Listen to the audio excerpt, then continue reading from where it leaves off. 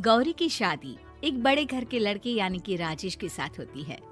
राजेश की 4 बहनें हैं और सभी अपने भाई पर जान छिड़कती है।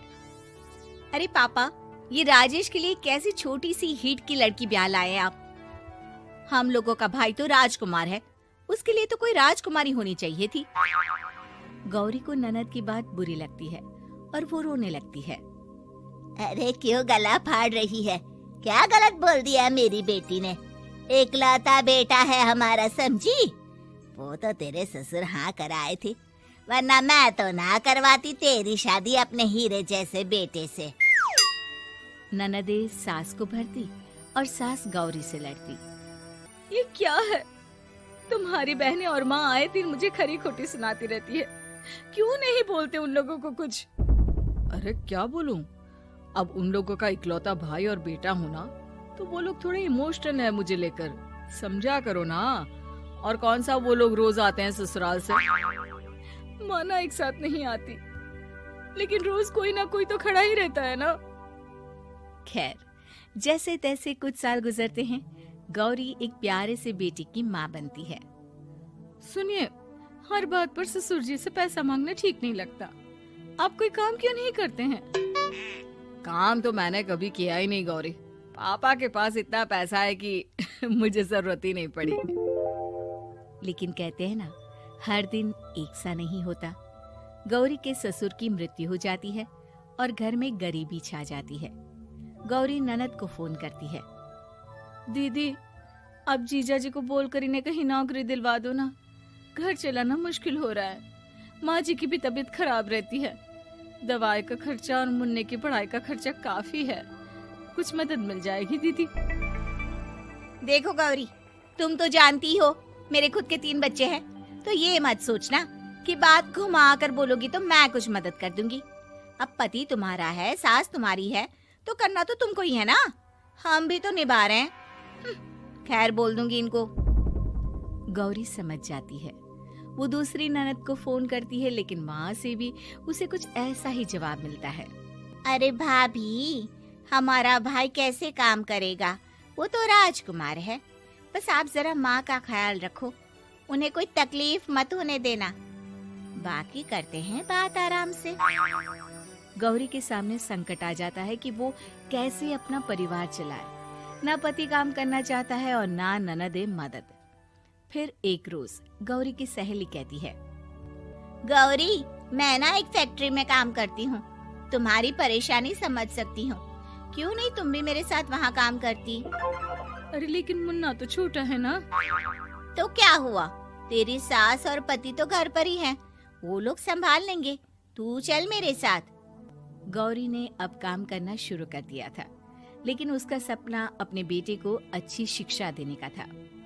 गौरी अपने भाई से कहती है, भाई, आपके बच्चे जिस स्कूल में पढ़ते हैं उस पर मेरे गौरव का भी एडमिशन हो सकता है क्या? अरे कैसे बात कर रही है गौरी? जितना तू कमाती है उतने में तो तेरा घर भी नहीं चलता। तू कहाँ इतने महंगे स्कूल का सपना देख रही है? लेकिन गौरी भी ठान लेती है कि वो किसी न किसी तरह अपने बच्चे को अच्छे स्कूल में पढ़ाएगी। माँ जी, ये मेरे गहने हैं, मैं बेच रही हूँ। गौरव का कल एडमिशन है।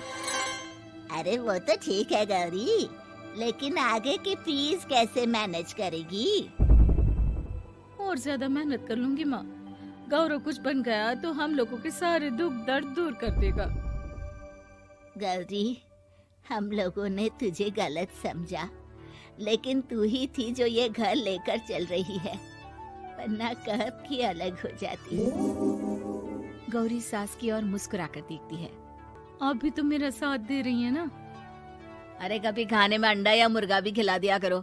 क्या रोज रोज पत्ता खिलाती रहती हो? अरे शर्म तो आती नहीं, सारा दिन बहू काम करके पैसे लाती है, खुद तो कुछ करता नहीं, ऊपर से मुर्गा खाना है इसको। गौरी अपना घर चलाने के लिए तो पर्याप्त पैसे कमा लेती है, लेकिन बेटे के महंगे स्कूल, कोचिंग और उसकी डिमांड पूरी करने के लिए उसे लोगों से पैसे उधार लेने पड़ते। माँ, मुझे जूडो कराटे की ड्रेस चाहिए, मैं घर के कपड़ों में क्लास नहीं अटेंड करूँगा। और क्या, बिल्कुल, घर की भी कोई ड्रेस होती है क्या?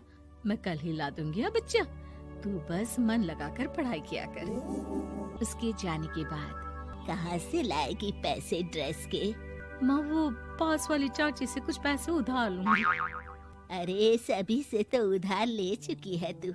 कर्जा इतना चढ़ा लिया है कि पूरा जीवन भी कमाएगी तो उतार नहीं पाएगी। अरे माँ जी, गौरव कुछ बन जाए तो मुझे कमाने की क्या जरूरत, फिर तो मैं बस रानी बनकर राज करूंगी।